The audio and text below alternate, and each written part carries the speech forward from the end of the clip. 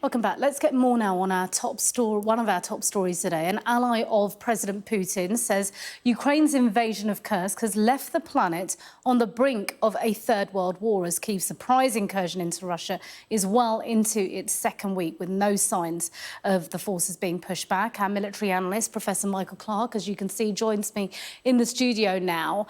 Look, that comment, Michael, came from Nikolai Patrushev. How seriously should we take it? Not very.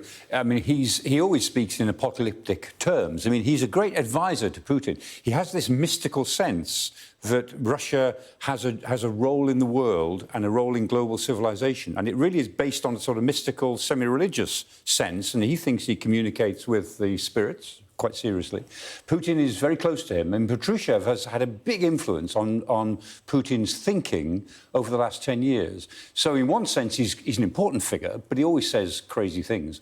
And to be honest, the idea that when they say this about Kursk, it shows that it's bothering them, because they always try to put the frighteners on Europe and say, because of what the Ukrainians are doing, we're now nearer to Third World War, we're very close to Third World War, there's going to be a Third World War this weekend. They always say that because it shows that it's bothering them. Yeah, thinly veiled threat to try and get some reaction. What's the nature of the fighting, though, in fact, on the ground? Yeah, the reality is it's very fragmented fighting. I mean, when you see these things, you see them on maps, and you sort of see, lines moving forward as lines on the map, and you get the sense it's, thousands of troops moving forward. It isn't. It's a series of fragmented operations in which certain things have happened. So, I mean, 100 prisoners have been taken, over 100, in one go by the Ukrainians. And that was very interesting. That was the 488th Mechanized Rifle Brigade, Regiment of Russia, and most of them were conscripts. And when they came up against a big Ukrainian unit, the 88th, they ran away. And as they ran away, the Chechens, on their side, fired on them. I mean, the Chechens were there as what's called a blocking unit, so they're there to stop them running away. So they went the other way, went back towards their enemy and surrendered. So a whole company of young conscripts, all 18, 19-year-old boys, surrendered. So that's where you get those pictures from.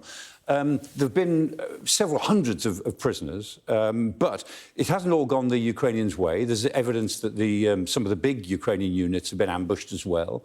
So the fighting is very fragmentary. That's the point. It's not coherent, even though the Ukrainians are doing pretty well. It's not one line as we often imagine it. If you're there on the ground, you see lots of little battles going on all around the front. So, look, what does this tell us about the way the war's being fought as a whole and where it's headed? Because we've heard for the first time, really, but from Ukraine's presidential advisor saying that this is a means to an end to try and encourage Russia to start fair talks. Briefly, if you will, Mike. Yeah, I mean, the Ukrainians know that at some point they've got to sit down with the Russians, but not until next year, and they want this operation to give them a real advantage. It hasn't yet done that, but it certainly shocked the Russians, and so it will have some effect.